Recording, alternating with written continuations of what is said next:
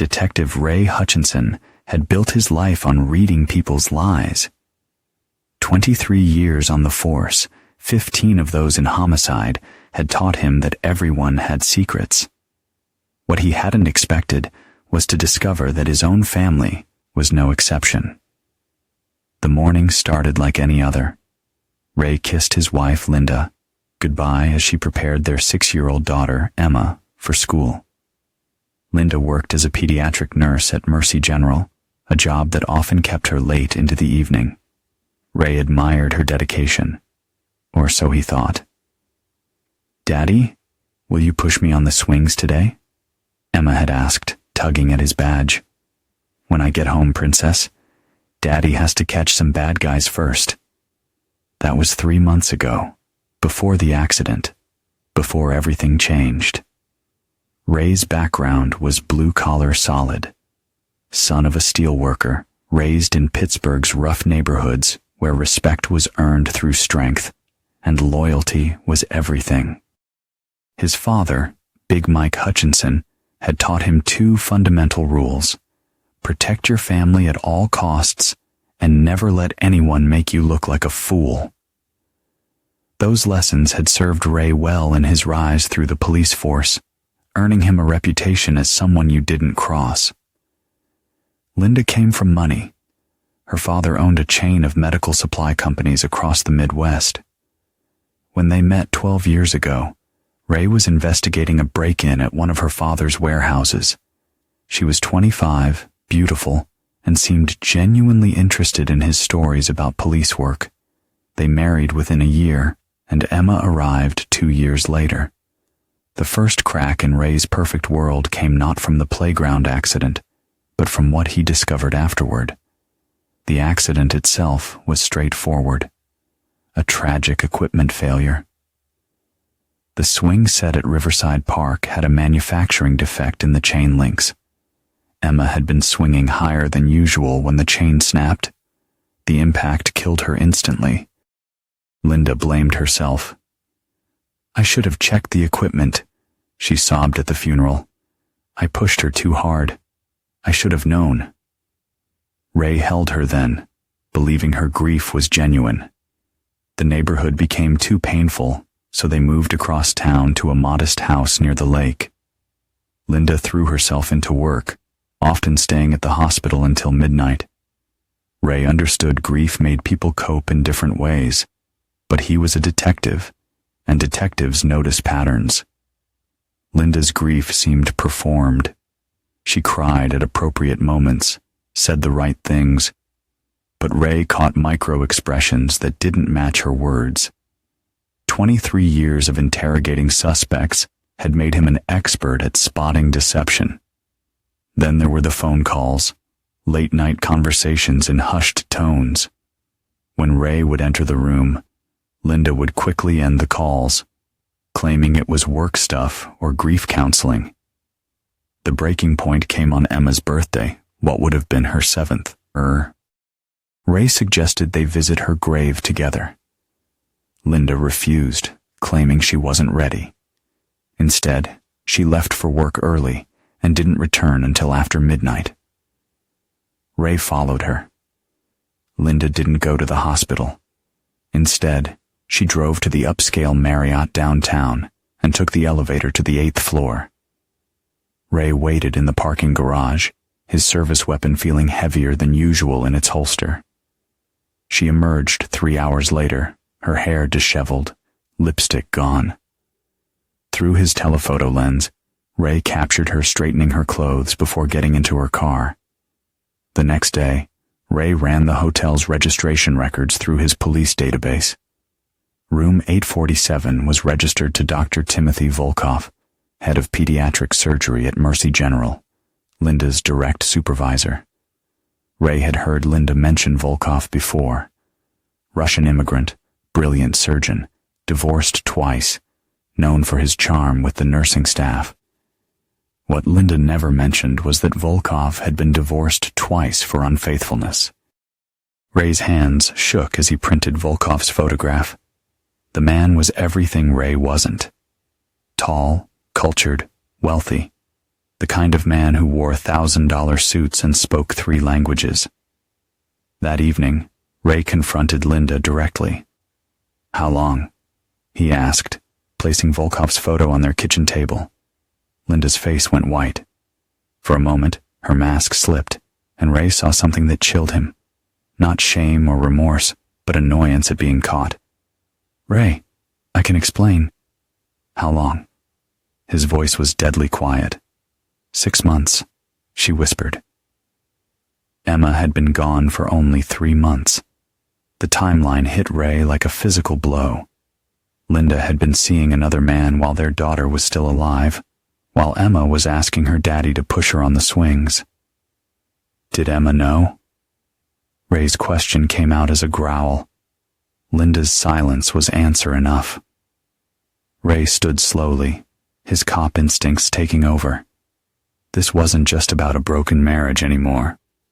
This was about betrayal on a level that cut to his core. "I want you out," he said. "Tonight." "Ray, please, we can work through this. Get out." The roar came from somewhere primal, somewhere that remembered his father's lessons about respect and loyalty. Linda flinched, perhaps seeing for the first time the man she'd married. Not just a detective, but someone forged in Pittsburgh steel mills and hardened by decades of dealing with society's worst. She packed a bag and left without another word. Ray sat alone in his kitchen, staring at Volkov's photograph. His daughter was gone. His wife was a stranger. And for the first time in his adult life, Detective Ray Hutchinson felt truly dangerous. The next morning, Ray began planning. Not just divorce proceedings or emotional healing, but something far more comprehensive. He'd spent his career putting criminals away within the legal system, but the line between justice and vengeance had never felt so thin. But this wasn't about justice anymore. This was personal. Ray opened a new file on his laptop and began typing. At the top of the page, he wrote 2 names, Linda Hutchinson and Dr. Timothy Volkov. Then he began documenting everything he knew about them, their routines, their weaknesses, their secrets. By the time he finished, Ray had the beginning of something that would make his targets wish they'd never heard of Emma Hutchinson. The foundation of Ray's old life had cracked beyond repair. Now it was time to build something new, something harder, colder, and infinitely more dangerous. Ray returned to Riverside Park for the first time since Emma's funeral on a gray October afternoon. The playground sat empty.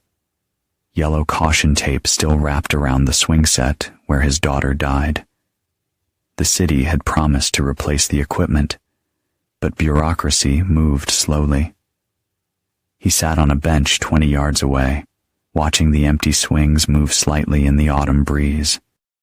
The sound of creaking chains carried on the wind, metal grinding against metal in a rhythm that matched his heartbeat. This became his monthly ritual. While Linda thought he was working through his grief, Ray was actually conducting surveillance. The playground offered a perfect vantage point to observe the apartment complex across the street, where Dr. Timothy Volkov maintained a secret residence. Ray had discovered Volkov's second address through property records. The good doctor owned a penthouse downtown where he lived publicly, but he also kept a modest 2-bedroom apartment under a shell company for his private consultations. On his 3rd visit to the playground, Ray's surveillance paid off. Through his binoculars, he watched Linda enter Volkov's apartment building. She had a key. Ray was photographing their comings and goings when something impossible happened. "Daddy." The voice came from behind him, soft and familiar. Ray spun around, his heart hammering. The playground was empty. "Mom pushed me too hard." It was her. This time, the voice seemed to come from the swing set itself. Ray approached slowly, his rational mind fighting against what he was hearing. The center swing, Emma's favorite, was moving more than the others, creating that distinctive creaking sound. As Ray got closer, he could swear he saw the impression of a small body in the rubber seat. "Emma," he whispered. The swing stopped moving instantly. Ray stood there for 10 minutes, waiting, but heard nothing more. He was a cop. He dealt in evidence and facts. Grief could play tricks on the mind. That's all this was. But as he walked back to his car, Ray couldn't shake the feeling that someone was watching him. The next week brought a breakthrough in Ray's investigation, though not from any supernatural source. His partner at the precinct, Detective Luis Morales, mentioned something troubling during their coffee break. "You know that doctor your wife works for, Volkov?" Ray's attention sharpened. "What about him?" "Internal Affairs got a complaint last month. Some nurse claimed he was using his position to coerce favors, said he threatened her job if she didn't comply." Ray kept his expression neutral. "What happened with the complaint?" "Disappeared. Word is, Volkov has connections. His brother-in-law sits on the hospital board. The nurse transferred to another department and went quiet." That evening, Ray tracked down the nurse, Patricia Kim, 28, single mother of 2. He found her working the night shift at County General across town. Patricia was reluctant to talk at first, but Ray's badge and gentle persistence eventually opened her up. "Dr. Volkov isn't what people think he is," she said during her break. "He's charming in public, but behind closed doors, he's controlling, manipulative. He has this way of making you feel special, then using that against you." "How so?" "He'd arrange private meetings to discuss career advancement. Then he'd make it clear that advancement required cooperation. When I refused, suddenly I was getting written up for minor infractions. My schedule got changed to the worst shifts. He was systematically making my life miserable." "Why didn't you pursue the complaint?" Patricia laughed bitterly. "You don't fight the golden boy. Volkov brings in millions in surgical revenue. The hospital protects him. I just wanted out." "What about other nurses? Did he target anyone else?" Patricia hesitated, then nodded. "Linda Hutchinson. But with her, it was different. She seemed willing, almost eager.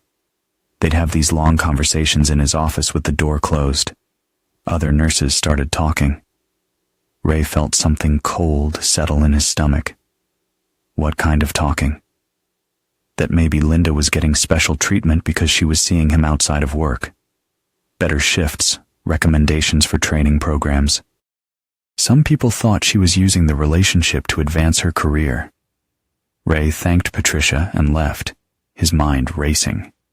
This added a new dimension to Linda's betrayal. It wasn't just about emotional connection or physical attraction. It was transactional. The next day, Ray did something that crossed every ethical line in his career. He used police resources to investigate his wife and her lover. DMV records showed Linda had been making regular trips to Volkov's apartment for 8 months, 2 months before Emma died. Hotel receipts showed they'd been meeting at various locations across the city for even longer. But the most damning evidence came from Linda's phone records. Ray pulled them using his police credentials, claiming they were part of an ongoing investigation. The night Emma died, while Ray was at the morgue identifying his daughter's body, Linda had sent 17 text messages to Volkov. Ray couldn't access the content without a warrant he'd never get, but the timing was damning. His daughter's body was still warm, and Linda was texting her lover. Ray's investigation was interrupted by another visit to the playground. This time, he wasn't alone. "You come here often, Detective Hutchinson?" Ray spun to find a man in his 50s watching him from the playground entrance. Tall, thin, wearing an expensive coat that didn't match the neighborhood. "Do I know you?" Ray's hand instinctively moved toward his weapon. "Dr. Timothy Volkov, I believe you know my friend." Ray studied Volkov up close for the first time. The man was handsome in a classical way, but there was something cold in his eyes, calculating. "Your friend is my wife," Ray said evenly. "Soon to be ex-wife? From what I understand, Linda told me you asked her to leave." The casual way Volkov said it, as if discussing the weather, made Ray's blood pressure spike. "What do you want, doctor?" To make something clear, Linda's divorce proceedings could go smoothly, or they could get complicated. "I have considerable influence in this city.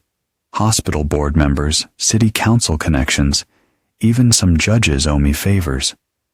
Ray took a step closer. "Are you threatening me?" "I'm offering you a reality check. You're a public servant making $60,000 a year. I'm a surgeon who brings in millions annually. Linda has chosen to upgrade her circumstances. The smart play is to make this easy on everyone." Ray looked around the empty playground, then back at Volkov. "You know what I do for a living, doctor? Arrest petty criminals. Investigate domestic disputes. Nothing that concerns me. I investigate murders. I spend my days figuring out how people kill each other and why. I'm very good at understanding what makes people disappear." For the first time, Volkov's confidence wavered slightly. "Are you threatening me, detective?" Ray smiled, a cold expression that had terrified suspects for 2 decades. "I'm offering you a reality check. My daughter died 3 months ago. My wife betrayed me with a man who uses his position to take advantage of vulnerable women. I've got nothing left to lose, and I'm very good at solving problems." Volkov backed toward his car. "I'll be filing a complaint with your department about this conversation. You do that. Make sure you mention that you sought out a grieving father at his daughter's death site to threaten him over a divorce. I'm sure that'll play well." After Volkov left, Ray sat back on his bench. The confrontation had clarified something important. This wasn't just about revenge anymore. Volkov was a predator who'd been using his position for years, and Linda had become complicit in that system. As the sun set over the playground, Ray heard the chains creaking again.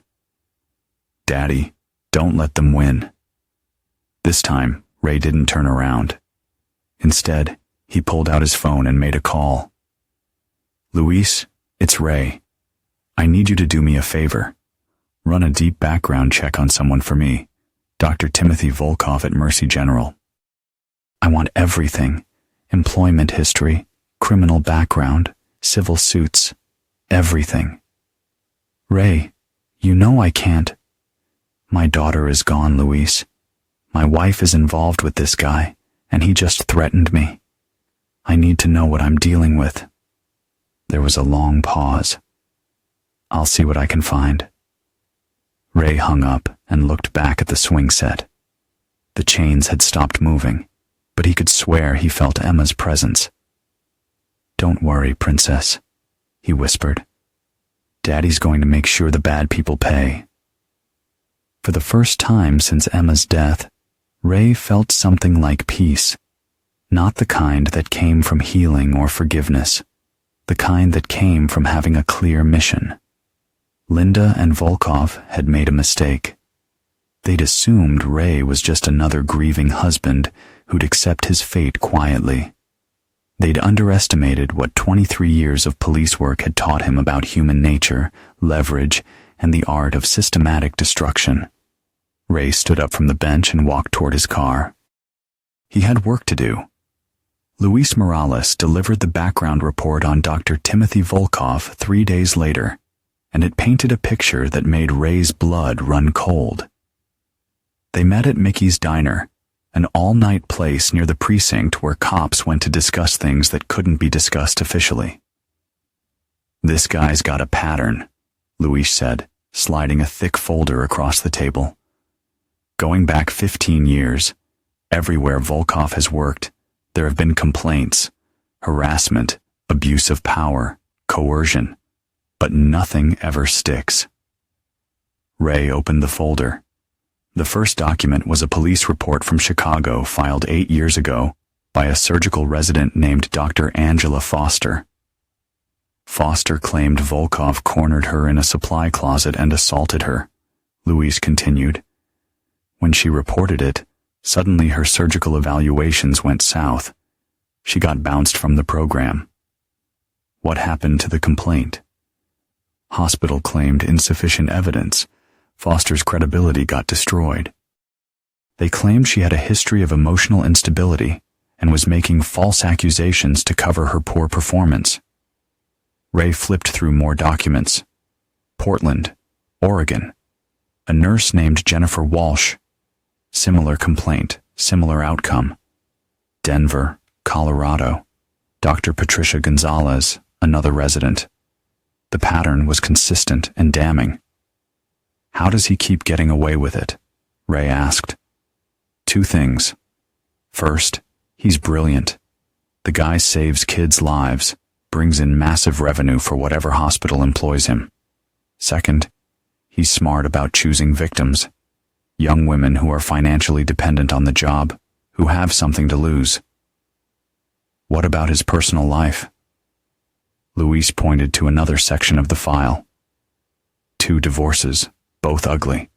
First wife, Susan Volkov, claimed domestic abuse, but recanted her statement before trial. Divorced in 2018.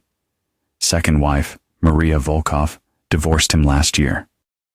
Her attorney claimed irreconcilable differences, but I found the original filing before it was amended.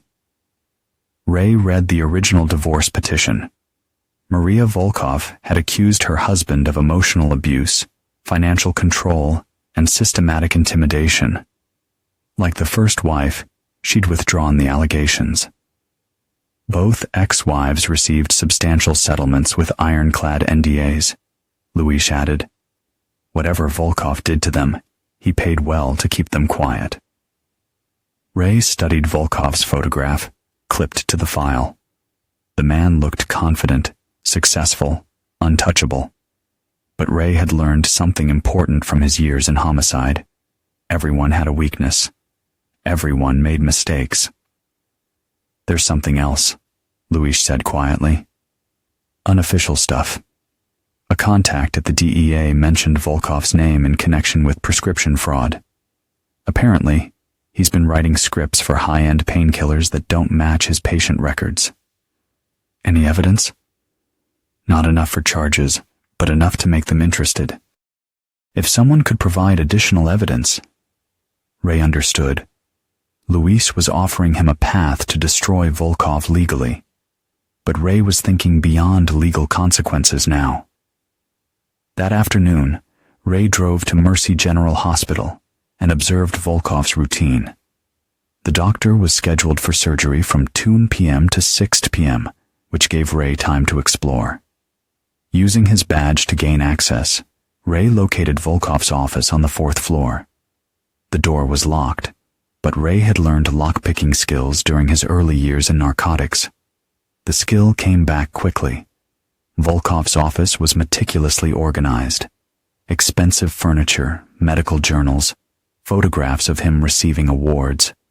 Ray photographed everything, but focused on the computer and filing cabinets. The computer was password protected, but Ray found something better. Hidden in a false bottom of Volkov's desk drawer was a small notebook filled with handwritten entries. It appeared to be a personal log of some kind. Ray photographed each page.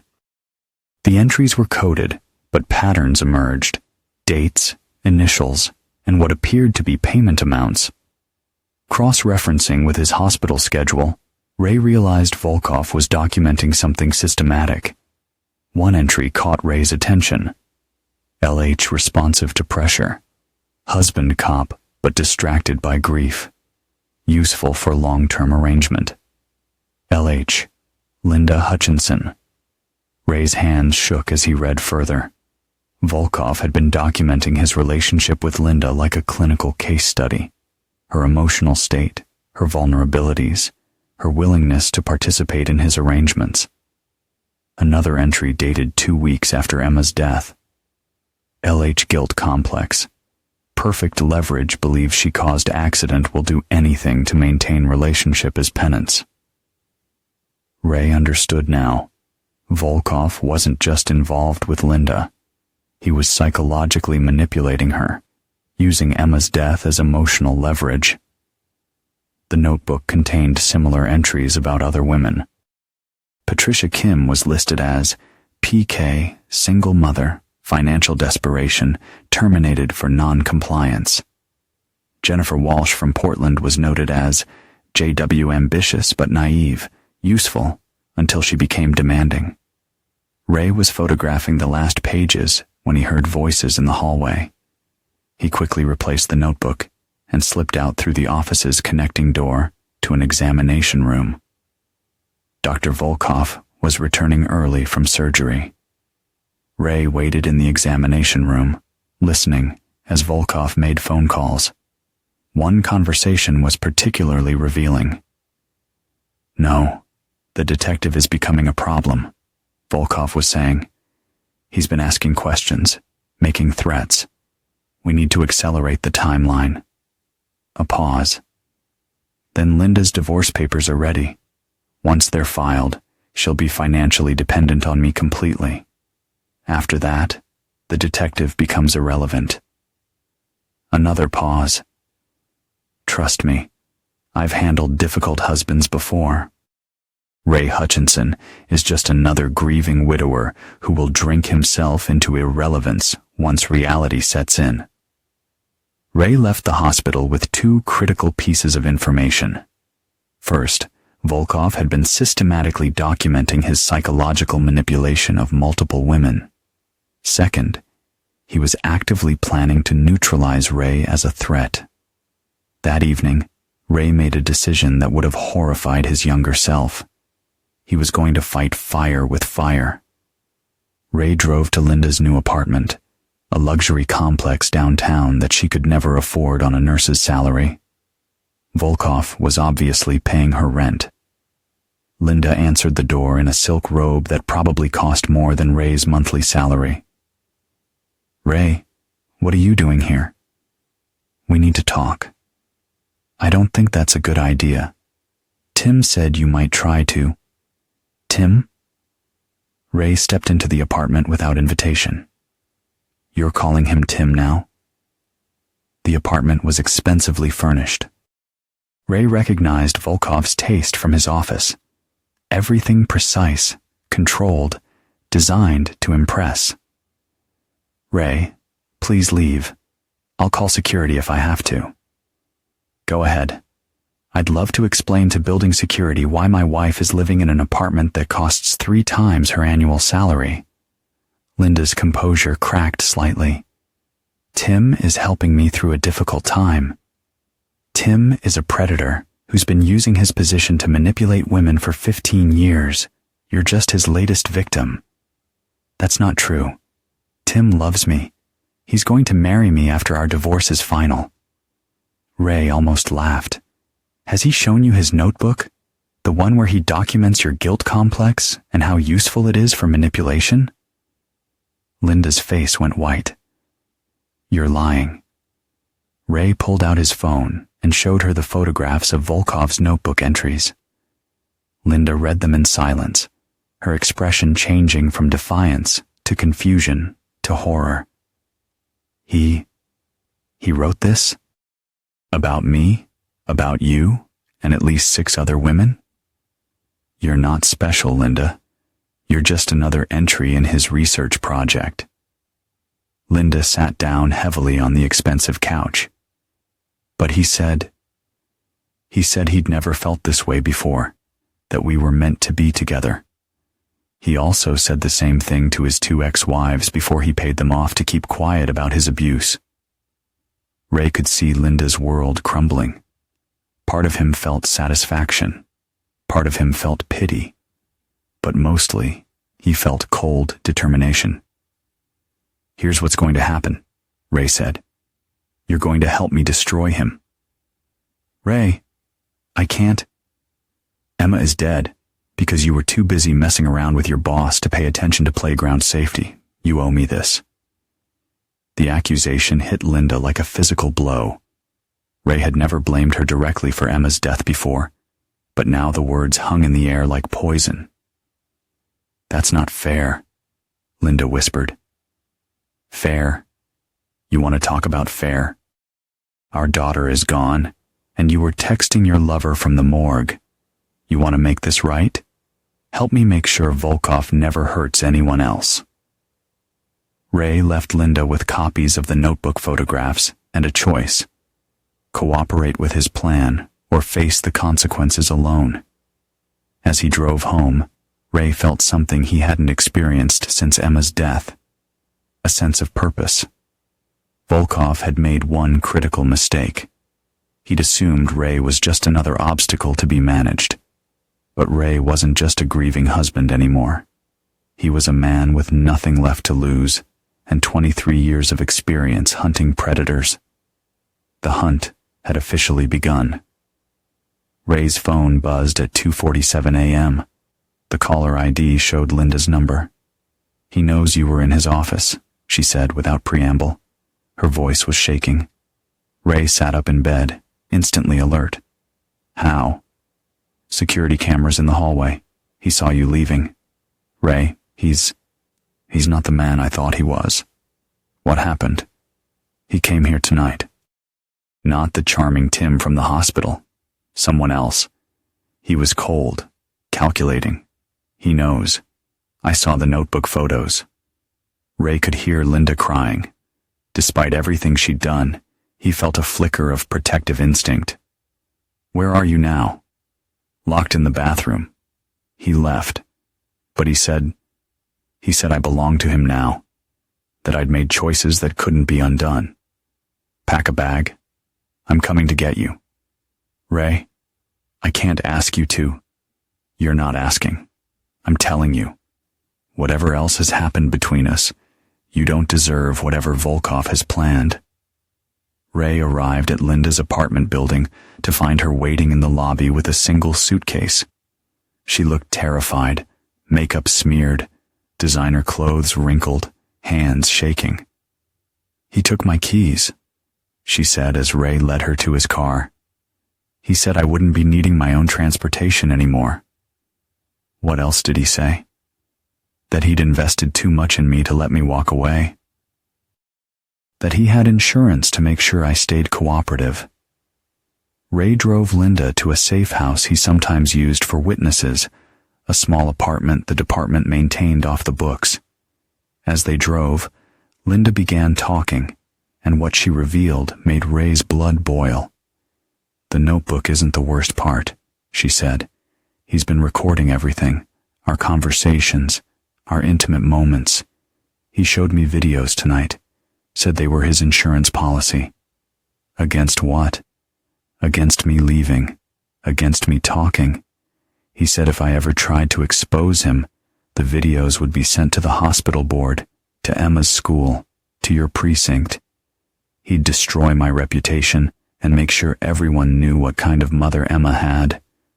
Ray pulled over and turned to face Linda.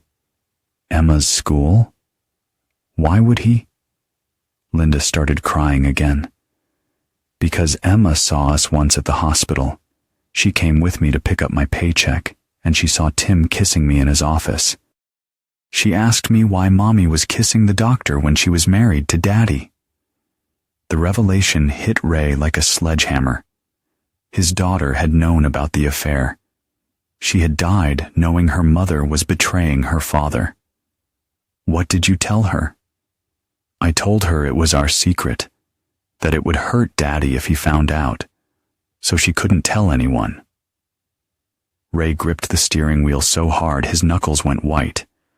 Emma had carried that burden to her grave. His innocent daughter had died protecting her mother's lies. "Ray, please say something." When Ray finally spoke, his voice was deadly quiet. "You made our daughter complicit in your betrayal." I know it was wrong. I was confused. I thought I loved him." Linda stopped talking. Ray started the car and drove the rest of the way in silence. At the safe house, Ray helped Linda get settled. then made a series of phone calls. First to Luis, asking him to expedite the DEA investigation into Volkov's prescription practices. Second, to Patricia Kim, the nurse who transferred to County General. "I need to ask you something," Ray told Patricia when she answered. "Did Volkov ever record your interactions with him?" There was a long pause. "How did you know?" "He's escalating. My wife, my soon-to-be ex-wife, is his latest victim. He showed her videos during their last meeting. Said he had hours of footage from his office, from hotel rooms.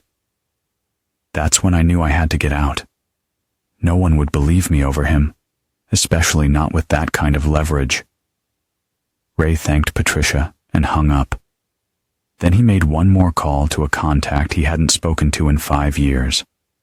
Bobby Chin ran a private investigation firm that specialized in corporate espionage and digital security.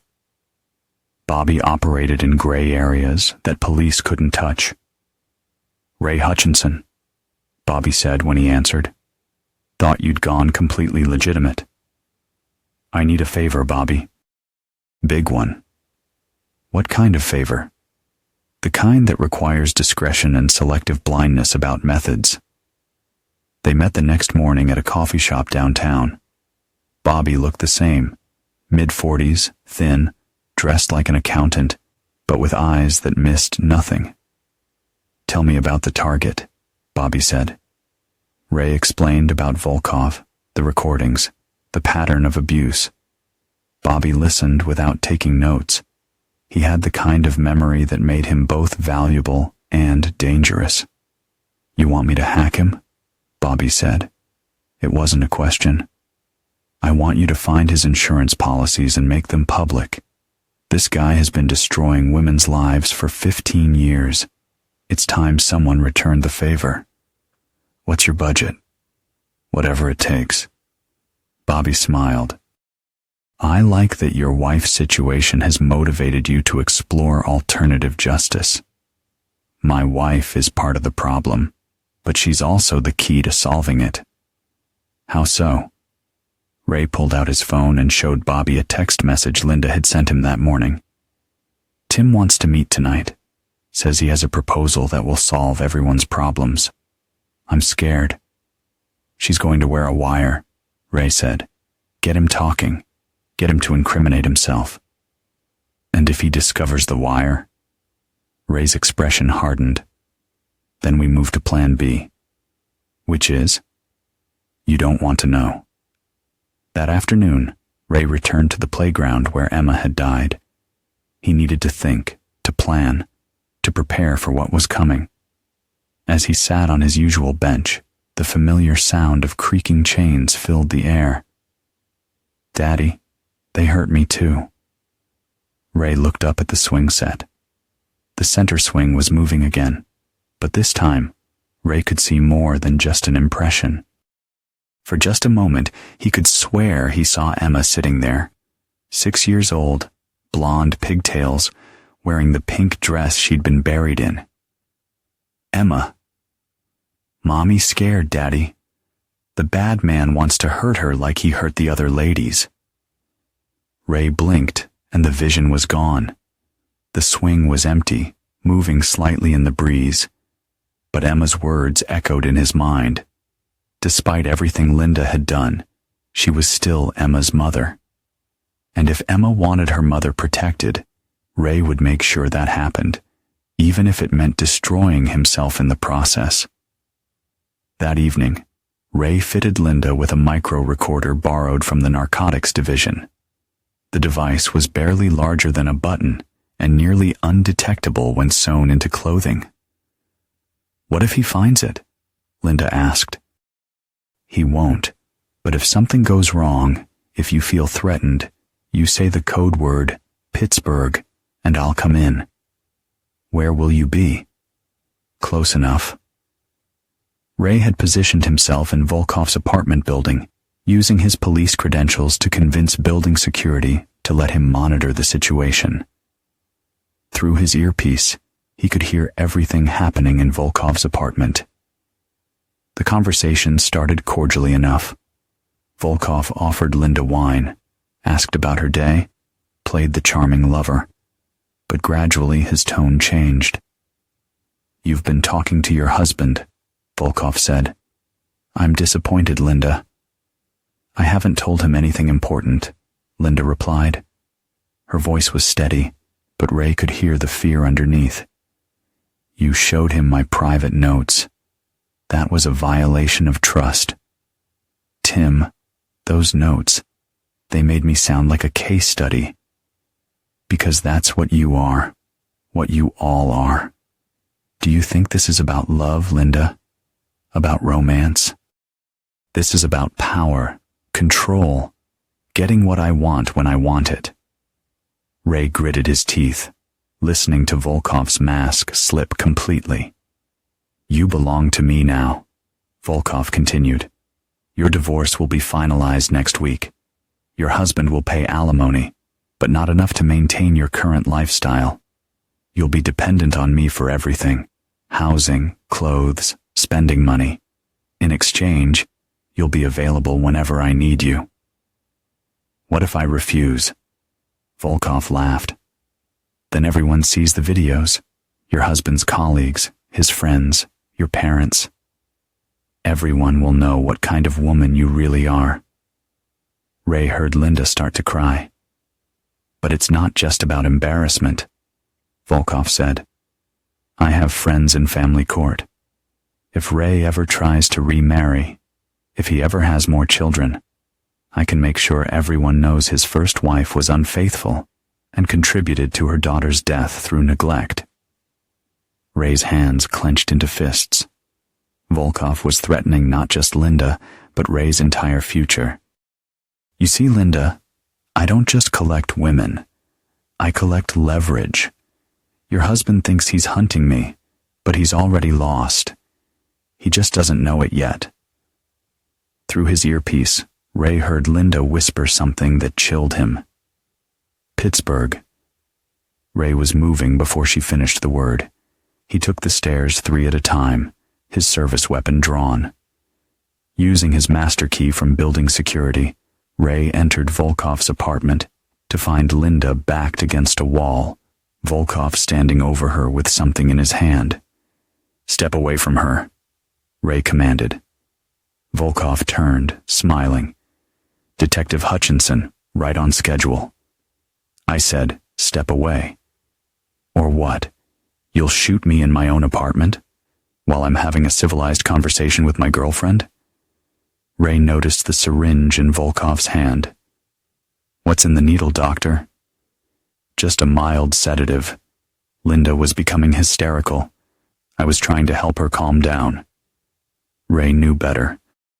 Volkov had been planning to drug Linda, probably to take advantage of her while she was unconscious. The recording would have shown her entering willingly, but not what happened after. "Drop the syringe." "I don't think so." Volkov's smile widened. "You see, detective, you're not the only one who's been planning. While you were playing amateur detective, I was arranging for your professional destruction." Volkov gestured toward his laptop, which was open on the kitchen counter. "Right now, Internal Affairs is receiving an anonymous tip about a rogue detective who's been using police resources to stalk and harass a respected surgeon, complete with doctored evidence of you breaking into my office, threatening me at the playground, and using your badge to intimidate witnesses." Ray felt cold dread settle in his stomach, but kept his weapon trained on Volkov. "The best part," Volkov continued, "is that your own partner provided some of the evidence. Luis Morales has been very helpful, though he doesn't know it. Those background checks he ran for you, all documented. Your use of police databases to investigate my personal life, all logged." Ray's mind raced. Volkov was right. Ray had crossed numerous ethical and legal lines in his investigation. If presented correctly, his actions could be painted as stalking and harassment. By tomorrow morning, You'll be suspended pending investigation, Volkov said. By next week, you'll be facing criminal charges for abuse of power. Your pension, your reputation, your future, all gone. You're forgetting something, Doctor, Ray said quietly. Ray, don't do anything stupid, Linda whispered. Go now. Linda hesitated, then slipped out of the apartment. Ray heard the door click shut behind her. So, what now, Detective? Volkov asked. Are you going to shoot me? Because that would solve all my problems. A grieving widower snaps and murders his wife's lover. The media will eat it up. Ray looked around the apartment at the expensive furniture, the medical diplomas on the walls, the photographs of Volkov receiving awards and accolades. This man had built an entire life on the systematic destruction of vulnerable women, and the system had protected him every step of the way. You know what the difference is between you and me, Doctor? Ray asked. Aside from about $2 million in annual income, you think you're untouchable, but I've spent 23 years learning that everyone breaks eventually. Ray holstered his weapon. Volkov looked confused. What are you doing? Walking away, for now. That's it. That's your big confrontation. I expected more from Pittsburgh Steel. Ray paused at the door. You made one mistake tonight, Doctor. You threatened my future, my ability to have a family again, to rebuild my life. That crosses a line you can't uncross. Are you threatening me? I'm making you a promise. You destroyed my daughter's innocence. You corrupted my wife. You've hurt women for 15 years and gotten away with it. But your luck just ran out. Ray opened the door. Enjoy your apartment, Doctor, and your freedom. Both are temporary. As Ray left the building with Linda, she was crying again. I'm sorry, she kept saying. I'm so sorry about everything. Ray didn't respond. His mind was already moving to the next phase of his plan. Volkov had played his cards well, but he'd also revealed critical information. Ray now knew the scope of Volkov's counterattack, which meant he could prepare for it. More importantly, Ray had confirmed something crucial. Volkov was a predator who felt completely protected by his position and wealth. That kind of arrogance made men careless, and careless men made mistakes. Ray's suspension came exactly as Volkov had predicted. Internal Affairs served him with papers at 6 a.m. the next morning, citing abuse of police resources, stalking, and conduct unbecoming an officer. He was ordered to surrender his badge and service weapon pending a full investigation. Captain Morrison, Ray's commanding officer for 8 years, delivered the news personally. Ray, what the hell were you thinking? Morrison asked as Ray cleaned out his desk. I was thinking that sometimes the system fails and good cops have to step outside the lines. Good cops don't break into doctors' offices and threaten civilians. Ray looked up from his box of personal belongings. Did they tell you what that doctor has been doing to women for 15 years? They told me you've been obsessed with your wife's affair to the point of criminal behavior. Ray, I've known you since you were a rookie. This isn't you. Maybe it is me. Maybe I just never had a reason to show it before. Ray left the precinct knowing he'd probably never return as a cop, but he learned something valuable from his suspension hearing. Volkov's complaint had been filed by a high-powered attorney named Richard Brennan, who specialized in protecting wealthy clients from accusations. Ray spent the afternoon researching Brennan's client list. The attorney had represented 3 pharmaceutical executives, 2 hospital administrators, and a judge who'd been accused of taking bribes. All of his clients had one thing in common. They'd faced serious accusations and emerged with their reputations intact. That evening, Ray met Bobby Chin at a different location, a warehouse in the industrial district, where Bobby ran his legitimate security consulting business. "Your doctor friend has been busy," Bobby said, pulling up files on his computer. "Since your visit last night, he's been in contact with some interesting people." Bobby showed Ray phone records and email logs. "He's hired round-the-clock security, changed all his passwords, and moved his most sensitive files to an offshore server.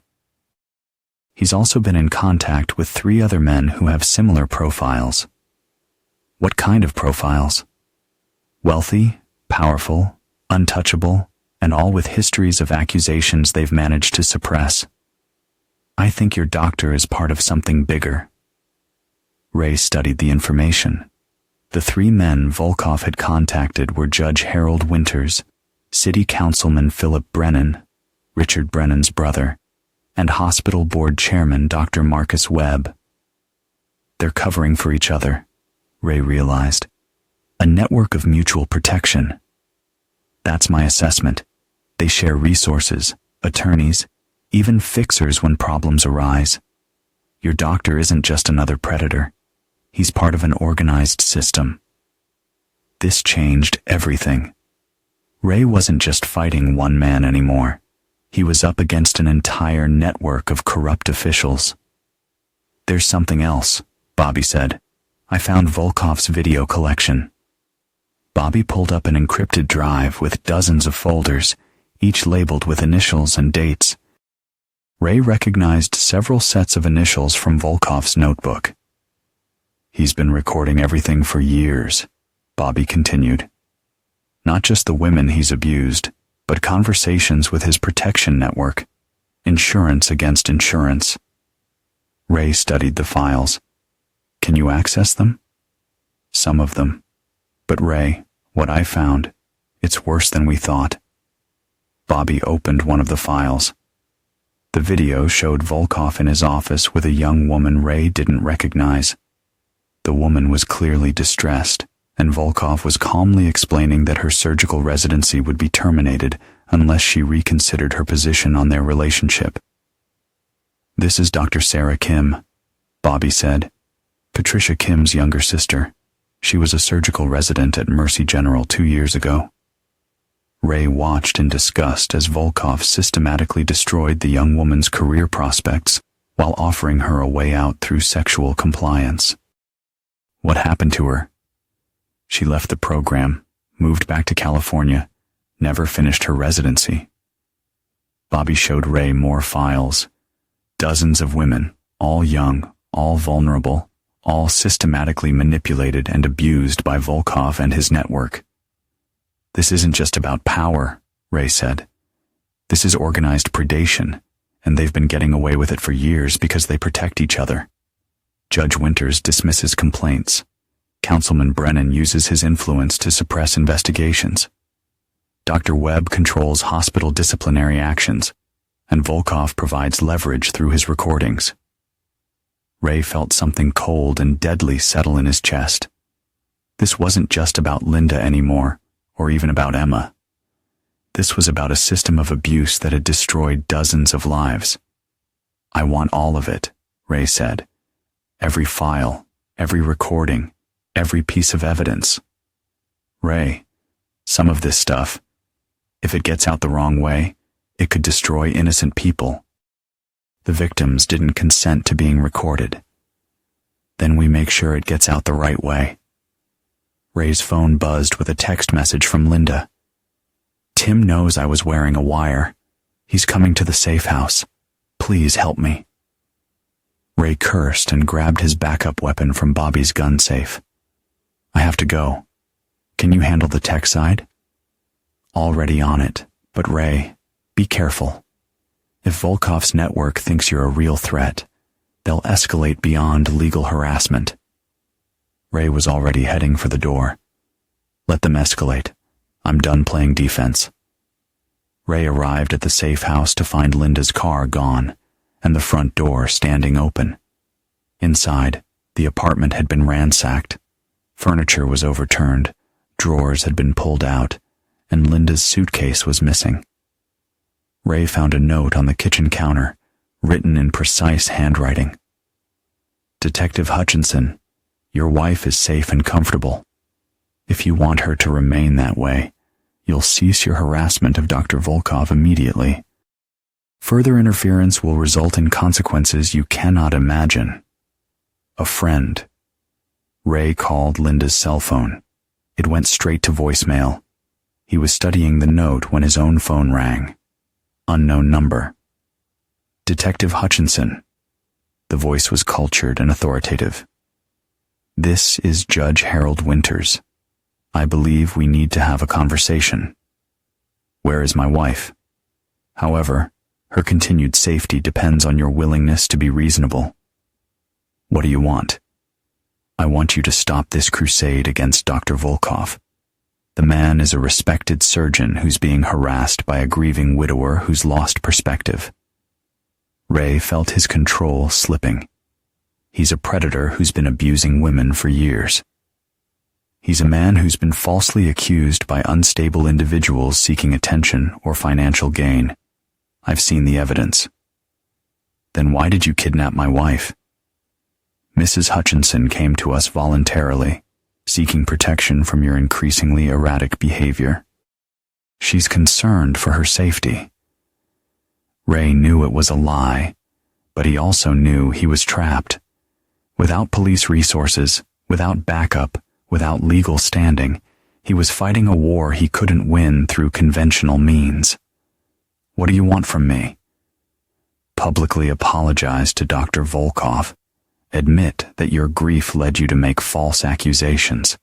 Sign a statement acknowledging that your investigation was motivated by a personal vendetta rather than legitimate concerns. And if I refuse, then Mrs. Hutchinson's safety becomes uncertain, and your own legal troubles will multiply exponentially. We have evidence of your breaking and entering, your abuse of police databases, your threats against Dr. Volkov. You could face federal charges for civil rights violations. Ray realized he was checkmated. Volkov's network had Linda. They had evidence against him, and they had the legal and political connections to destroy him completely. But Ray had learned something important from 23 years of police work. Sometimes you had to lose a battle to win a war. I need time to think, Ray said. You have until tomorrow at noon. After that, our patience expires. The line went dead. Ray sat in the ransacked safe house, surrounded by evidence of his failure to protect the people he cared about. First Emma, now Linda. Despite everything Linda had done, she was still his responsibility. But as Ray looked around the destroyed apartment, he noticed something Judge Winters and his network had missed. Linda's phone charger was still plugged into the wall outlet, and her backup phone, an old device she kept for emergencies, was tucked behind the microwave. Ray powered on the phone and found a text message Linda had sent to herself just before she disappeared. Warehouse District, Web Industries Building, 3rd floor. They think I came willingly, but I didn't. Ray, I'm sorry for everything. Make them pay. Ray smiled grimly. Linda might have betrayed their marriage, but she was still a survivor, and she'd just given him exactly what he needed to turn the tables. Ray studied the Web Industries building from across the street. It was a converted warehouse in the industrial district, the kind of place where screams wouldn't be heard and bodies could disappear without questions. Ray's phone buzzed with a message from Bobby Chun. Package delivered. Check your email. Ray opened Bobby's encrypted message on his phone. Inside were video files, audio recordings, and documented evidence of the network's activities going back 5 years. Bobby had broken Volkov's security and downloaded everything. But more importantly, Bobby had also hacked the building's security system. Ray now had access to internal cameras, electronic locks, and the building's fire suppression system. Time to end this, Ray muttered. Ray circled the building, identifying entry points and escape routes. The network might have Linda, but they'd made a critical error. They brought her to their central operations hub, where all their secrets were stored. At 11:30 p.m., 30 minutes before Judge Winter's deadline, Ray put his plan into motion. First, he triggered the building's fire alarm system. Emergency lights began flashing, and a computerized voice announced an evacuation. Ray watched through the security cameras as guards scrambled to respond to what they assumed was a false alarm. While they were distracted, Ray entered through a service entrance Bobby had unlocked remotely. The building's layout matched the blueprints Bobby had provided. Offices on the first floor, meeting rooms on the second, and private suites on the third. Ray took the stairs, moving quietly toward the third floor. Through his earpiece, Bobby provided real-time updates on guard positions. 2 guards heading to the first floor to check the alarm. Bobby whispered. 1 guard remaining on the third floor, southeast corner. Ray found the remaining guard and dealt with him efficiently. A sleeper hold that left the man unconscious, but alive. Ray wasn't a killer, despite what his enemies might deserve. The third floor was divided into several luxury suites, each equipped with hidden cameras and recording equipment. This wasn't just a meeting place. It was a sophisticated blackmail operation. Ray found Linda in the largest suite, tied to a chair, but otherwise unharmed. She looked up when he entered, relief flooding her face. Ray, thank God. I thought... Are you hurt? Ray cut her bonds with his tactical knife. No, but Ray, this is bigger than we thought. They've been recording everything here for years. Judges, politicians, business leaders. They have blackmail material on half the city. Ray helped Linda to her feet. We know. We're going to expose all of it. We need to get out of here. They're planning something terrible for tomorrow. What kind of something? They're going to make it look like you kidnapped me. Then they're going to kill us both and claim it was a murder-suicide. A grieving widower who finally snapped. Ray felt cold fury wash over him. These men weren't just predators. They were planning to murder him and Linda to protect their network. Change of plans, Ray said. We're not running anymore. Ray led Linda to the building's central security office, where banks of monitors showed feeds from dozens of hidden cameras throughout the city. The network's surveillance operation was massive. They had compromising material on hundreds of people. Bobby, are you getting this? Ray spoke into his earpiece. Holy Ray, this is huge. They've been recording judges, city council members, state legislators. This network goes all the way to the governor's office. Ray began downloading files while Linda kept watch. They had maybe 10 minutes before the guards realized the fire alarm was a diversion. Ray, Linda said suddenly, someone's coming. Ray looked at the monitor showing the third-floor hallway. Dr. Volkov was stepping out of the elevator, flanked by 2 men Ray didn't recognize. Professional killers by the look of them. Bobby, we need extraction now. Working on it. But Ray, you need to see this. Bobby's voice came through the earpiece with barely controlled excitement. I found something in Volkov's personal files. The playground equipment that killed Emma. It wasn't a manufacturing defect. Ray's blood went cold. What? Volkov had the equipment sabotaged. He paid a maintenance worker to weaken the chain links. He wanted to traumatize Linda, make her more emotionally dependent on him. Ray stared at the computer screen, unable to process what he was hearing. You're saying he murdered my daughter? The maintenance worker kept receipts, photos, everything. Volkov paid him $5,000 to create a tragic accident that would give him complete psychological control over Linda. Ray felt something inside him break. Not grief this time, but pure, crystalline rage. Volkov hadn't just been manipulating Linda. He had murdered Emma to do it. Linda was crying behind him. Ray, I didn't know. I swear I didn't know. Ray turned to look at her. For the first time since Emma's death, he saw his wife clearly, not as a betrayer, but as another victim of Volkov's systematic manipulation. I know, he said quietly. He played us both. Ray's earpiece crackled with Bobby's voice. Ray, they're moving up the stairs. You've got maybe 2 minutes. Ray looked around the security office, then at the monitors showing the network's vast surveillance operation. These men had destroyed countless lives, murdered his daughter, and were planning to kill him and Linda. Bobby, can you trigger the building's sprinkler system? Yeah, but that'll destroy the computer equipment. We'll lose the evidence. Do it anyway. But first, upload everything to every news outlet in the city, local TV, newspapers, the FBI's public corruption unit. Dump all of it. But Ray, that's going to destroy a lot of innocent people along with the guilty ones. Ray looked at Linda, then at the monitors showing years of systematic abuse and corruption. These people knew what they were doing. They chose to stay silent, to protect their own interests. They're not innocent.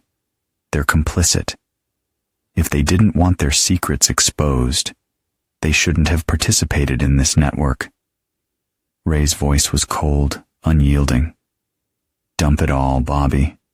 Let the chips fall where they may. It's time for this network to be exposed for what it is, a web of corruption and abuse that has destroyed too many lives. Some things are worth the collateral damage. Bobby began the upload while Ray prepared for what was coming. He had his backup weapon, 15 rounds of ammunition, and the tactical advantages of knowing the building's layout. More importantly, he had nothing left to lose. The sprinkler system activated just as Volkov and his men reached the 3rd floor. Water began cascading from the ceiling, destroying equipment and creating chaos. Through the security monitors, Ray watched Volkov's face contort with rage as he realized his entire operation was being exposed in real time. Hutchinson, Volkov's voice echoed through the building. You've destroyed everything.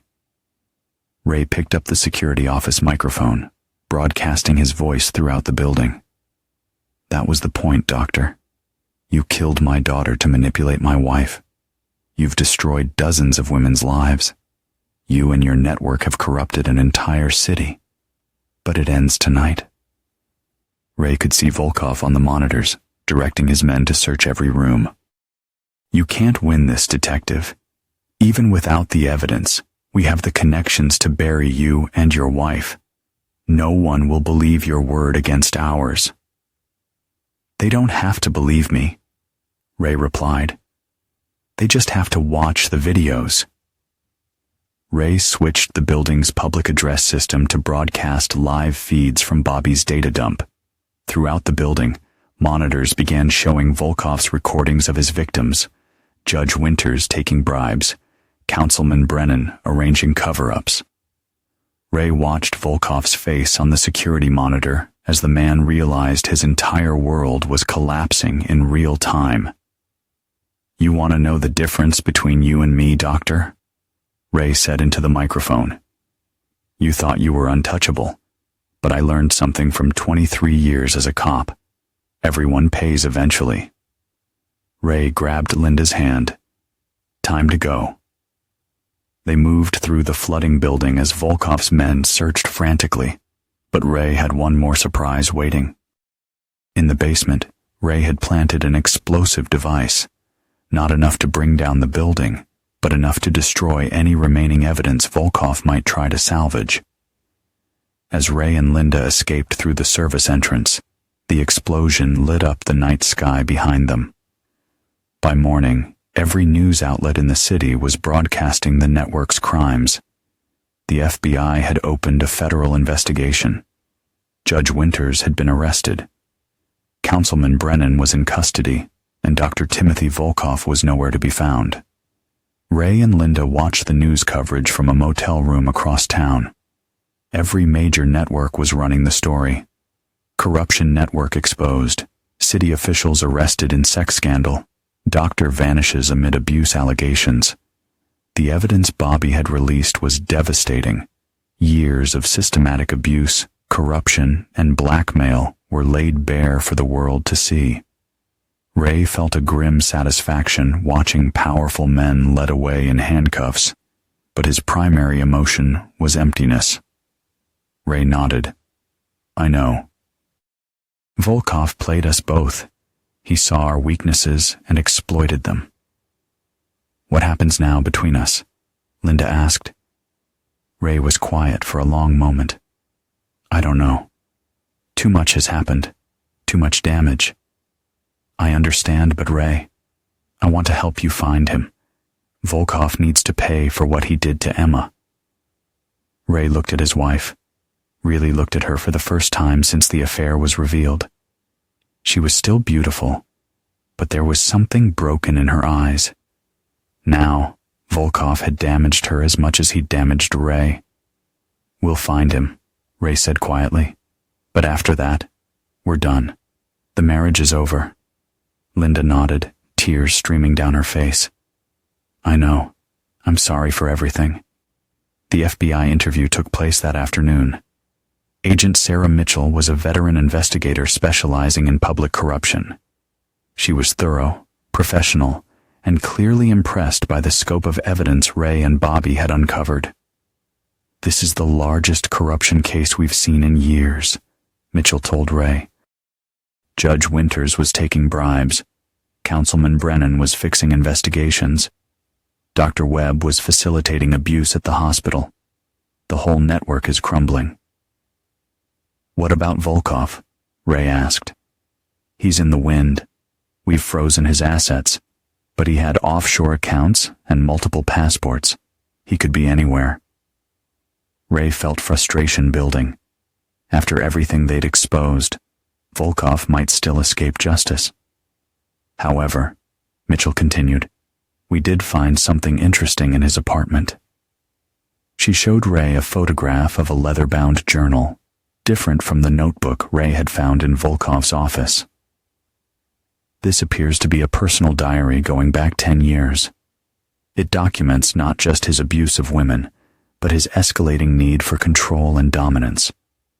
The entry about your daughter is particularly disturbing. Mitchell opened the journal to a marked page. Ray read Volkov's handwriting. LH becoming too independent. Need major traumatic event to regain control. Playground equipment provides perfect opportunity. Maintenance worker M. Rodriguez, amenable to financial incentive. Tragic accident will bond LH to me permanently through shared grief and guilt. Ray's hands shook as he read the clinical description of his daughter's murder. Rodriguez has been arrested, Mitchell said. He's cooperating fully in exchange for a plea deal. We have documentation of Volkov's payment, photographs of the sabotaged equipment, even text messages between them. Is it enough to convict him? Ray asked. If we find him, yes. But Ray, I need to ask you something. We know Volkov escaped during the warehouse explosion. Do you have any idea where he might go? Ray had been thinking about that question for hours.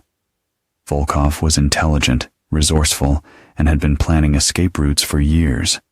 But he was also narcissistic and compulsive. He won't go far, Ray said finally. His entire identity is built around being the brilliant surgeon, the charming manipulator. He'll want to restart his operation somewhere else, but he'll need familiar ground. What do you mean? He's got properties we haven't found yet. Safe houses, backup identities. But more than that, he's got victims who are still under his control.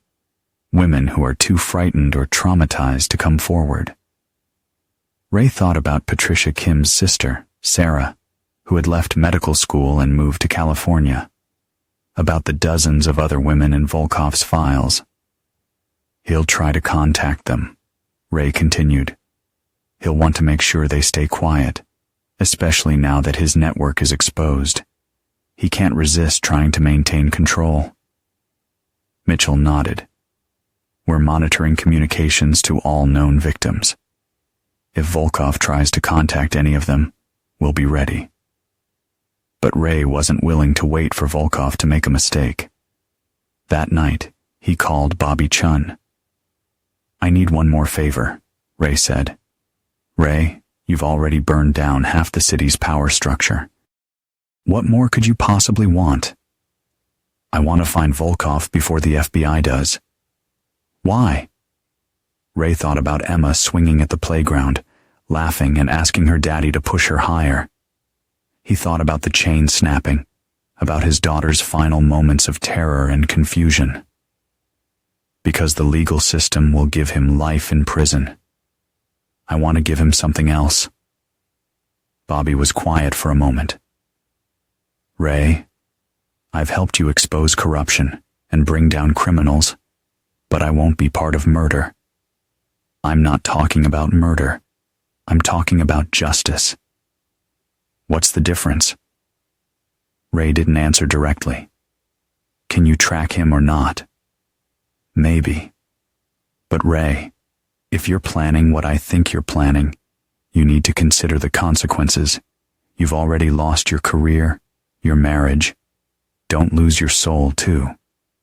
My soul was forfeit the moment that man murdered my daughter." Bobby sighed. "I'll see what I can find." 2 days later, Bobby called with information. "He's in Miami. Using the identity Dr. Thomas Volkar, close enough to his real name that he won't slip up, different enough to avoid immediate detection." "Where exactly?" "Private medical clinic in Coral Gables. Upscale clientele. Minimal oversight. He's positioning himself as a pediatric consultant specializing in difficult cases." Ray felt sick. Even in hiding, Volkov was finding ways to access vulnerable children and their families. "Bobby, I need you to do something else. Contact Dr. Sarah Kim in California. Tell her we found her sister's abuser and we need her help. Ray, tell her we need someone to get close to him, someone he won't suspect." That evening, Ray received a call from an unknown number. "Detective Hutchinson, this is Dr. Sarah Kim. I understand you're looking for the man who destroyed my sister's career. Dr. Kim, I know this is difficult, but I want to help. Patricia told me what you did to expose the network. My sister hasn't been the same since her experience with Volkov. She suffers from anxiety, depression, PTSD. She was going to be a surgeon, detective. She was going to save lives. Dr. Kim, what I'm planning, it's not exactly legal. Neither was what he did to my sister. Neither was murdering your daughter. Sometimes the law isn't enough." Ray smiled grimly. "Then let's discuss what justice looks like." The plan they developed was simple but effective. Dr. Sarah Kim would approach Volkov's clinic as a potential colleague, someone looking for a position in pediatric consultation. Her credentials were impeccable, her story believable. More importantly, she looked enough like her sister that Volkov's compulsions would override his caution. Ray flew to Miami the next day using a fake identity Bobby had provided. He checked into a hotel near Volkov's clinic and began surveillance. After 3 days of watching, Ray had mapped Volkov's new routine. The man was already establishing patterns: expensive restaurants, exclusive clubs, a luxury apartment in South Beach. But more disturbing, Ray observed Volkov meeting with several young women who appeared to be medical students or residents. The predator was already rebuilding his operation. On the 4th day, Dr. Sarah Kim arrived in Miami. Dr. Sarah Kim was everything Volkov couldn't resist: brilliant, beautiful, and seemingly vulnerable. She presented herself as a pediatric resident, looking for specialized training, having heard about his innovative approaches to child psychology through medical journals. Ray watched through a telescopic lens as Sarah entered Volkov's clinic for her interview. She wore a wire provided by Bobby Chun, allowing Ray to monitor the conversation from his surveillance position across the street. "Dr. Kim," Volkov's voice came through Ray's earpiece, smooth and confident. "Your credentials are impressive. Johns Hopkins, pediatric residency at Children's Hospital of Philadelphia. What brings you to my humble practice?" "I'm looking for specialized training in pediatric trauma cases," Sarah replied. "I understand you have unique insights into helping children process difficult experiences." Ray gritted his teeth. Even in his new identity, Volkov couldn't resist the irony of positioning himself as someone who helped traumatize children. "Indeed I do, but my methods are unconventional. Not everyone is suited for this type of work." "I'm very dedicated to learning, Dr. Volkar. I'm willing to do whatever it takes." The conversation continued for 20 minutes, with Volkov clearly becoming more interested. Sarah played her role perfectly, eager, slightly naive, but qualified enough to be useful. By the end of the meeting, Volkov invited her to dinner to discuss her potential role in more detail. Ray heard the predatory undertones in Volkov's voice and knew this was the moment to set the next phase of their plan in motion. "I'd like to offer you a position," Volkov said finally. "But I should warn you, the work can be intense. I require complete discretion from my associates. What we do here stays here." "Of course, I understand the sensitive nature of treating traumatized children." "Excellent. Can you start Monday? I have several cases that could benefit from a fresh perspective." After Sarah left the clinic, she met Ray at a coffee shop 6 blocks away. "He took the bait," she said, removing the small recording device from her collar. But Ray, listening to him talk about treating traumatized children made my skin crawl. "What's your assessment of his mental state?" "He's completely convinced he's the victim in all this. He spent 10 minutes complaining about being persecuted by vindictive accusers and how the medical establishment failed to protect talented physicians from false allegations." Ray wasn't surprised. Narcissists like Volkov never accepted responsibility for their actions. "Did he seem suspicious of you?" "No, but he's definitely more paranoid than before. The clinic has security cameras everywhere, and he mentioned having protection from people who want to cause him trouble." "Protection?" "Hired security, at least 2 men, possibly more. This isn't going to be as simple as we thought." Ray had expected as much. Volkov was wealthy, connected, and desperate. He would have used his resources to ensure his safety in Miami. That evening, Ray conducted reconnaissance on Volkov's apartment building. The man had chosen well, a luxury high-rise with excellent security, limited access points, and clear sight lines to detect surveillance. But Ray had advantages that Volkov didn't know about. 23 years of police work had taught him patience, observation, and the ability to think like both predator and prey. More importantly, Ray had something Volkov had never possessed: the moral clarity that came from seeking justice rather than personal gratification. Ray's phone buzzed with a text from Sarah Kim. "He wants to meet tomorrow night. Private dinner to discuss my future with the practice. It's starting." Ray typed back, "Are you sure you want to go through with this? Once we start, there's no going back. My sister deserves justice. Your daughter deserves justice. All his victims deserve justice. I'm sure." The next evening, Ray positioned himself across the street from the restaurant where Sarah was meeting Volkov. Through his telephoto lens, he could see them at a corner table, Volkov clearly turning on his charm. Ray's earpiece crackled with their conversation. "You remind me of someone," Volkov was saying. "Another brilliant young doctor I once mentored. She had great potential, but unfortunately couldn't handle the pressures of advanced medical practice. What happened to her?" "She had to leave the program."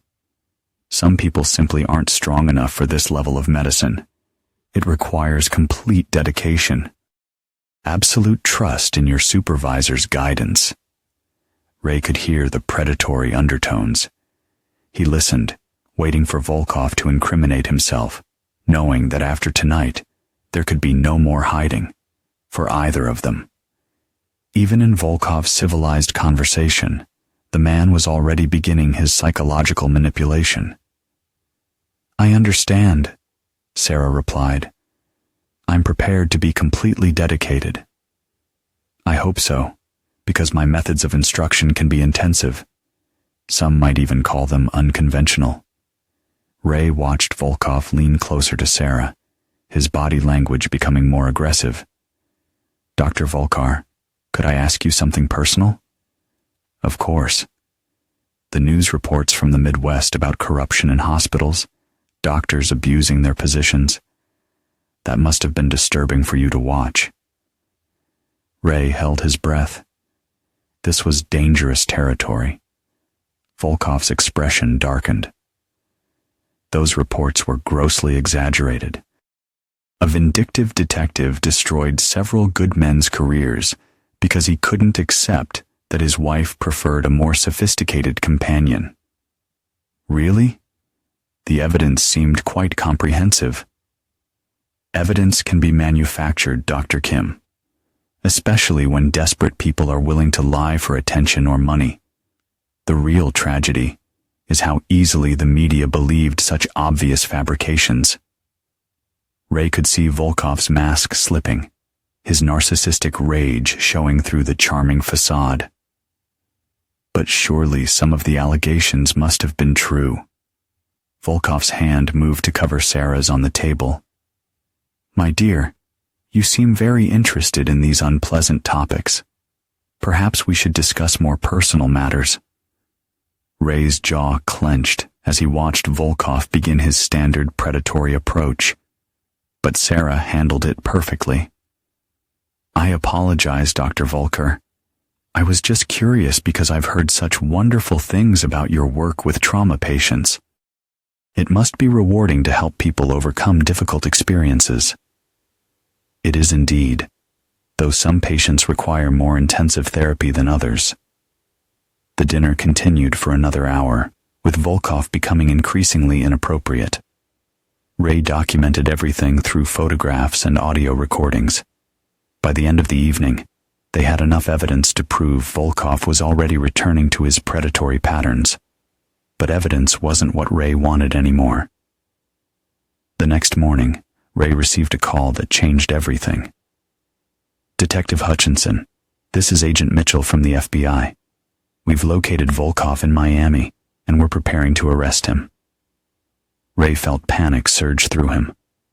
"When?" "Tomorrow morning. We have enough evidence from his diary and the Rodriguez confession to charge him with your daughter's murder, plus the corruption and abuse charges." "Agent Mitchell, I need to ask a favor." "What kind of favor?"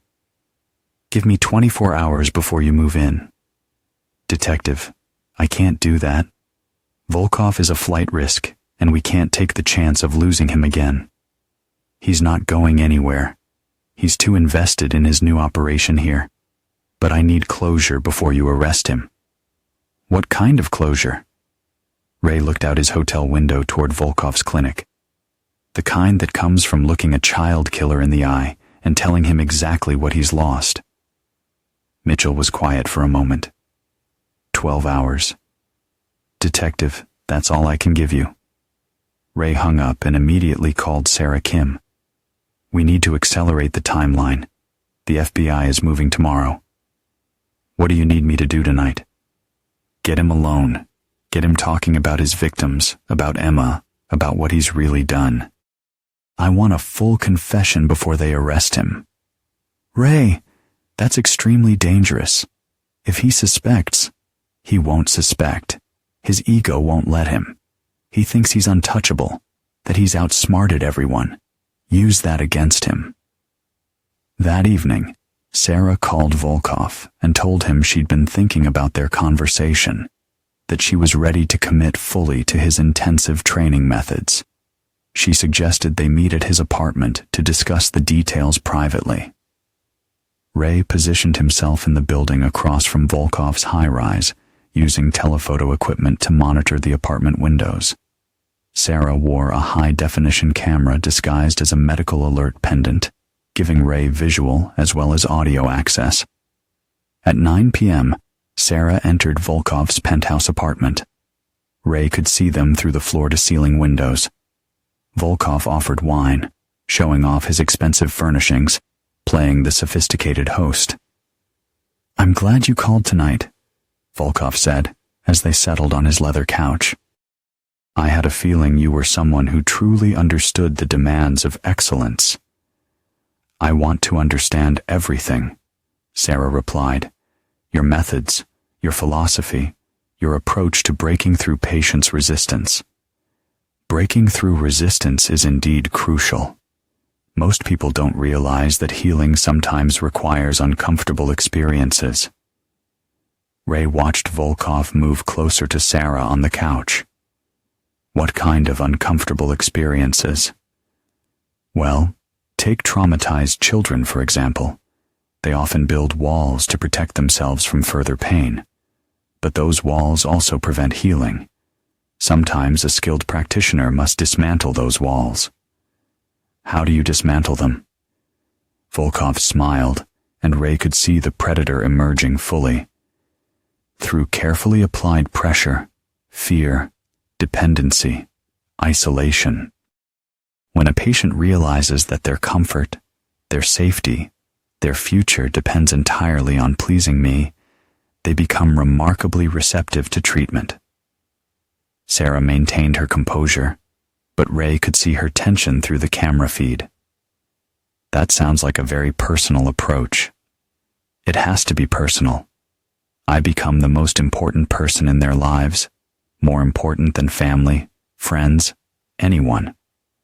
They learn that disappointing me has consequences, while pleasing me brings rewards." "What kind of consequences?" Volkov's hand moved to Sarah's thigh.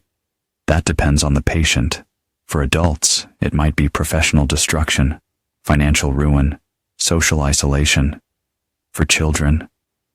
Volkov paused, his smile becoming genuinely disturbing. "Children are more fragile. Sometimes a traumatic experience is necessary to establish proper control." Ray's blood went cold. Volkov was essentially admitting to deliberately traumatizing children as part of his treatment. "Dr. Volkar, are you saying you've intentionally caused trauma to establish control over patients?" "Not caused, Dr. Kim. Arranged. There's a significant difference." "I don't understand." Volkov stood up and walked to his bar, pouring himself a drink. "A few years ago, I was treating a particularly difficult case. A young girl whose mother was uncooperative. The mother was married to a police detective, very protective, very suspicious of my methods." Ray realized with horror that Volkov was about to confess to Emma's murder. "The child had observed some indiscretions between her mother and myself. She was becoming a liability, so I arranged for a tragic accident that would accomplish several goals simultaneously." "What kind of accident?" "Playground equipment failure. The child died. The mother was consumed with guilt, and the father was too devastated to interfere with my treatment of his wife." It was quite elegant, really. Sarah's voice was barely steady as she asked, "You killed a child to maintain control over her mother?" "I eliminated an obstacle and created optimal conditions for therapy." Volkov's tone was chillingly matter-of-fact. The mother's subsequent guilt and dependency made her infinitely more manageable. Ray had heard enough. More than enough. Volkov had just confessed to murdering Emma, and he'd done it with the casual indifference of someone discussing the weather. Ray left his surveillance position and headed for Volkov's building. He'd promised Agent Mitchell he wouldn't interfere with the arrest, but he'd never promised he wouldn't confront Volkov first. The building's security was sophisticated, but Ray had been studying it for days. He knew the blind spots in their camera coverage, the service entrances that weren't monitored as carefully. More importantly, he knew that security guards were trained to stop intruders, not to stop angry fathers seeking justice for murdered daughters. Ray reached Volkov's floor and moved quietly toward the penthouse. Through his earpiece, he could hear the conversation continuing. "Dr. Kim, you seem troubled by my revelation. I hope you understand that everything I've told you demonstrates the level of commitment required for this work." I understand." "I don't think you do. You see, by listening to my confession, you've become part of it. You're now complicit in what some might call murder, though I prefer to think of it as necessary intervention."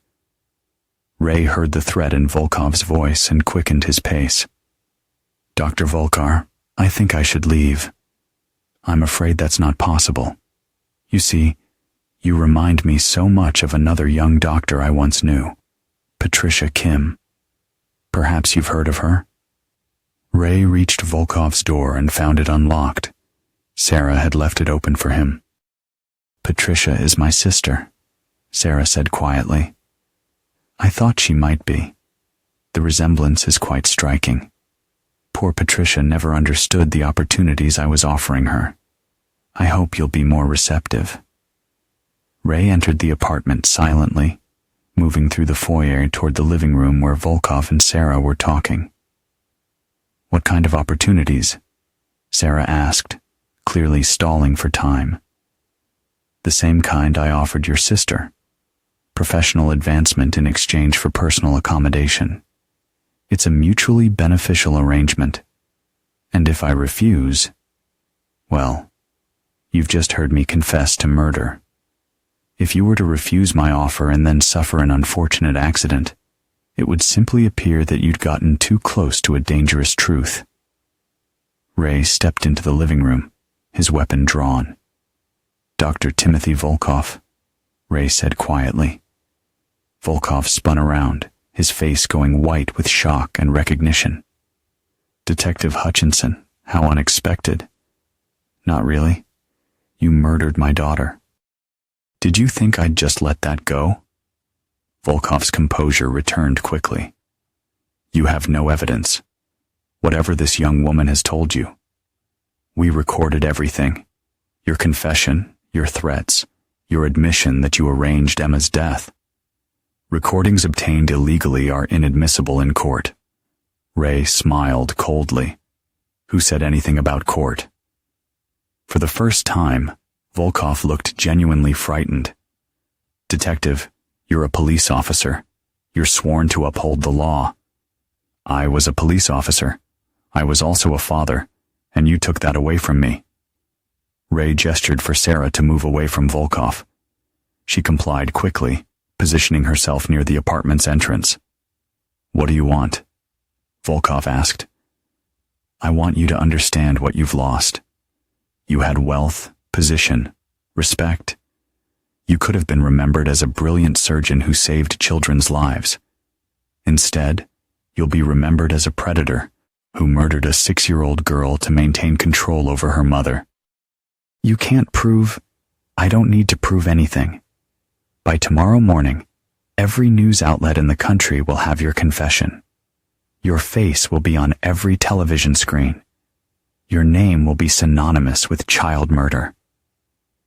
Ray could see Volkov's world crumbling as he realized the scope of his exposure. But more than that, Ray continued, "I want you to know that Emma won.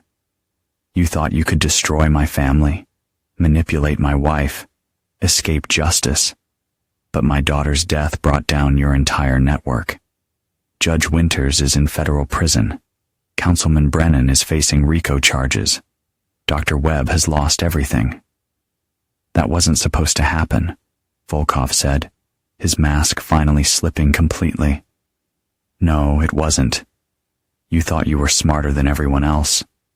But you made one critical mistake." "What mistake?"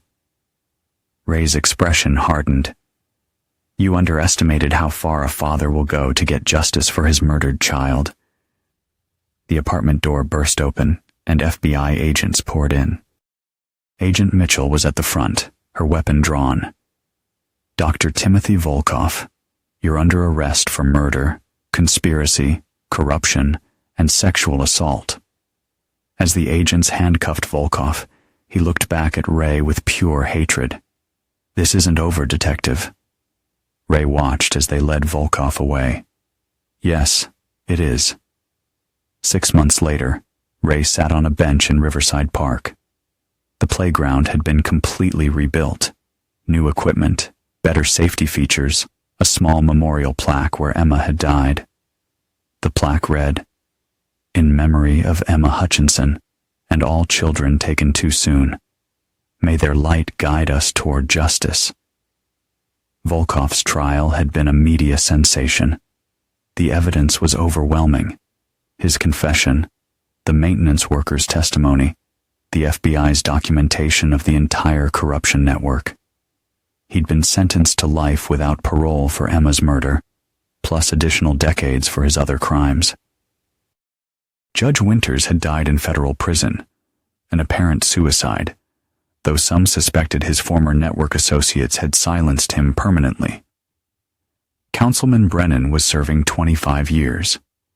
Dr. Webb had lost his medical license and was facing multiple civil lawsuits. Ray's phone buzzed with a text message from Agent Mitchell. Volkoff's appeal was denied by the Supreme Court. He'll die in prison. Ray typed back, "Good." Linda approached from across the park. She'd been in therapy for months, working through the trauma of Volkoff's manipulation. They were officially divorced now, but she'd asked to meet him here today. "How are you doing?" she asked, sitting beside him on the bench. "Better some days. I got the job in Seattle, pediatric nursing at Children's Hospital." Ray nodded. Linda was starting over 3,000 miles away from the memories and corruption that had destroyed their lives in the Midwest. "That's good. You'll help a lot of kids." "I hope so. I want to do something meaningful with whatever time I have left." They sat in comfortable silence, watching children play on the new playground equipment. Their laughter filled the air, innocent, joyful sounds that Emma would never make again. "Do you think she's at peace?" Linda asked quietly. Ray looked at the memorial plaque, then at the swings where Emma used to play. "Yeah, I think she is. Do you think we'll ever be?" Ray considered the question. The rage that had driven him for months was gone, replaced by something quieter, but no less permanent.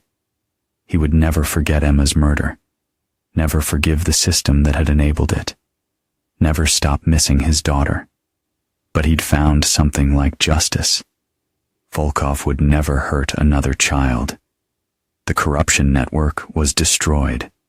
The system that had protected predators for decades was exposed and reformed. "I think peace isn't about forgetting," Ray said finally. "It's about knowing you did everything you could to make things right." Linda nodded, tears in her eyes. "I'm sorry, Ray, for everything. I know. Emma knows too." Linda stood to leave, then turned back. "Will you visit her grave with me before I leave for Seattle?" Ray looked at his ex-wife, the woman who'd betrayed him, who'd been manipulated into complicity, who'd lost as much as he had in different ways. "Yeah, we can do that." Together, they stood and walked through the park, toward the cemetery, and toward whatever lay beyond, carrying Emma's memory with them, their love and their loss shaping who they would become, no longer chasing revenge, but trying, at last, to find peace. After Linda left, Ray remained on the bench as the sun set over the playground. The park was empty now. The children called home for dinner, but Ray could swear he heard the sound of chains creaking in the evening breeze. "Daddy." Ray turned toward Emma's favorite swing. For just a moment, he could see her there. Not the terrified child who died in pain, but the happy girl who'd laughed and asked her father to push her higher. "I got them, princess," Ray whispered. "All of them." The swing moved slightly in the breeze, and Ray felt something he hadn't experienced since Emma's death. Peace. Not the peace of forgetting or forgiving, but the peace of justice served and promises kept. Ray stood up from the bench and walked toward his car. Tomorrow he would start over. New career, new city, new life. He'd never be a cop again. But he'd learned something more important than law enforcement. He'd learned that sometimes the system fails, and when it does, good people have to step outside the lines to protect the innocent. Emma was gone, but her death had saved dozens of other children from Volkov's predation. Her memory had brought down a network of corruption that had operated with impunity for years. In the end, a 6-year-old girl had defeated men who thought they were untouchable. As Ray drove away from Riverside Park, he could swear he heard Emma's laughter one last time, not the sound of a ghost seeking vengeance, but the joy of a child who knew her father had kept his promise. Justice had been served. The guilty had paid. And somewhere beyond the darkness of grief and rage, Emma Hutchinson was finally at peace. Ray smiled and drove toward his new life, carrying his daughter's memory like a light in the darkness. Not as a burden of guilt or grief, but as a reminder that love endures beyond death, and that fathers will cross any line to protect their children, even when those children are already gone. 2 years later, Dr. Sarah Kim graduated from her pediatric residency and opened a clinic specializing in treating children who'd been harmed by those trusted to care for them. The clinic was funded by settlements from civil lawsuits against Volkov's network. Patricia Kim completed her medical degree and joined her sister's practice, finally achieving her dream of becoming a surgeon. Ray Hutchinson became a private investigator, specializing in exposing institutional corruption. His first case involved a prep school where faculty had been abusing students for decades. His methods were thorough, relentless, and completely legal. Mostly legal. Linda Hutchinson spent her remaining years helping sick children in Seattle, never remarrying, carrying the guilt of her choices, but finding redemption in service to others. And in Riverside Park, on quiet evenings when the wind was just right, people occasionally reported hearing the sound of a child's laughter coming from the memorial playground, not haunting or sorrowful, but joyful and free. Emma Hutchinson's legacy lived on not in the darkness of her murder, but in the light of the justice that followed. Sometimes the innocent die, but sometimes their deaths change everything. This is where our story comes to an end. Emma's spirit, that of a joyful, hopeful child, remained a gentle presence in the world she left behind, reminding all who knew her that even amidst tragedy, love and justice can prevail.